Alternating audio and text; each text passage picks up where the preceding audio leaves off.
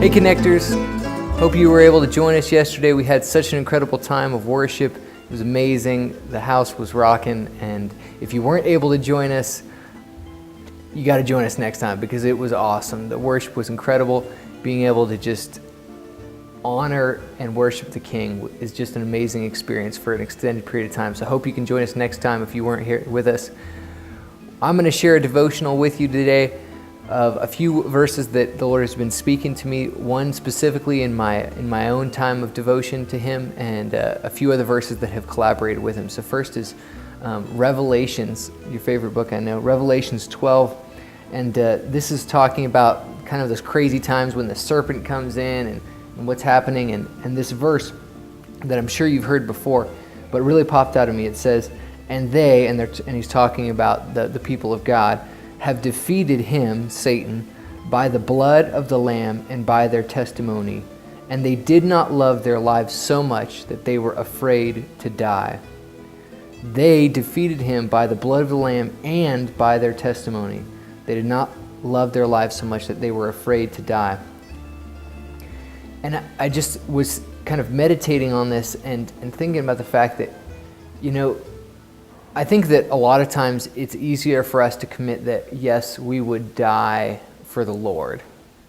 But a lot of what Jesus talks about when I think that he's talking about when he's talking about that is not so much just the actual physical moment of giving up life, but giving up the things of this life for Him and actually living our lives for Him, which is a lot of times more difficult than giving up just that last breath, if you will.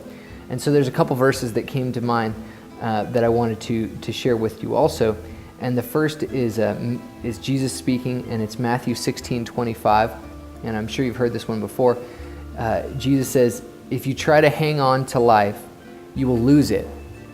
But if you give up your life for my sake, you will save it. And again, my instant reaction is think about that last moment where we give up our breath. But you think about it, he's talking about giving up the life, the whole period of time, giving up those things that the world tries to sell us on and the things that the world is trying to convince us to pursue. And Jesus is saying, look, this is it. You've got to really have life. You need to follow me. And then the third verse that really came to mind is one that I've been meditating on a lot lately. It's 1 John 2:17. And it says that for the world and the lusts thereof shall pass away, but he who doeth the will of the Lord shall abideth forever. And you think about that word lust, and what it's talking about is not so much just, when we hear the word lust, we automatically think sexual sin or something like this, but lust is just a word for desire, for that craving of something. And he's talking about everything, all the things that the world tries to convince us to desire and pursue is whatever that may be, wealth, fame, power, comfort, any of those things. But what he's saying is the world and those things that it tries to convince us to desire, things that the world is pursuing, are going away. They're in the process of passing away, of going away eternally. But the one that does the will of the Lord, i.e. the one who gives up his life, the one who pursues God, overcomes the devil. Going back to that first verse in Revelation, and they overcome him by the blood of the Lamb, being covered in Jesus, and by the word of their testimony. And that testimony comes from the life that is lived, not just that exact word that's spoken, but if someone examined my life,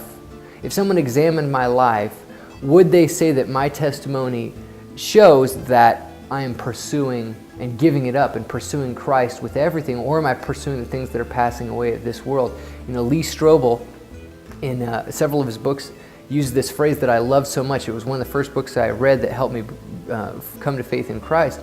And he said, if you were put on trial for being a Christian, would there be enough evidence to convict you? And I think that that's really what we're talking about here is our life's testimony showing that we are giving it up, that we're giving up the things that the world is telling us to pursue through this life, or are we really overcoming Satan by the blood of the Lamb and by the testimony that our lives is writing, and that is by giving up our life. And so I just encourage you to meditate on that, as God has been causing me to meditate on, is what are the things, What are those areas in my life, and what are the things in my life that I'm pursuing of this world and not of Jesus? What are the things in that testimony that wouldn't testify that I am giving up my life for Christ, and that I'm pursuing things that are passing away? And so I think we really need to question that and ask the Lord to reveal to us those things that we are holding on to of this world, instead of giving those things up, opening our hand to Jesus and saying, I'm giving you my life. So I'm excited for you to meditate on that and what the Lord is going to speak to you through it. Again, we had a great time of worship this last weekend. We've got a great week coming up.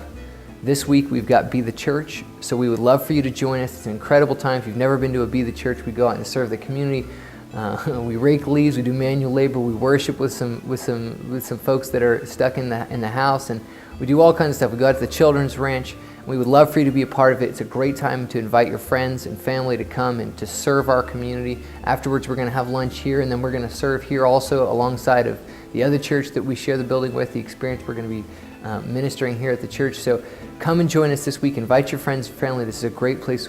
We love to be able to present this life, this crazy life that Jesus calls us to follow, this exciting life that Jesus calls us to follow Him. And we want you to invite your friends and family here to join us at Connections and to be a part of this life that we have. So excited to see you guys. Hope to see you on Sunday for Be the Church.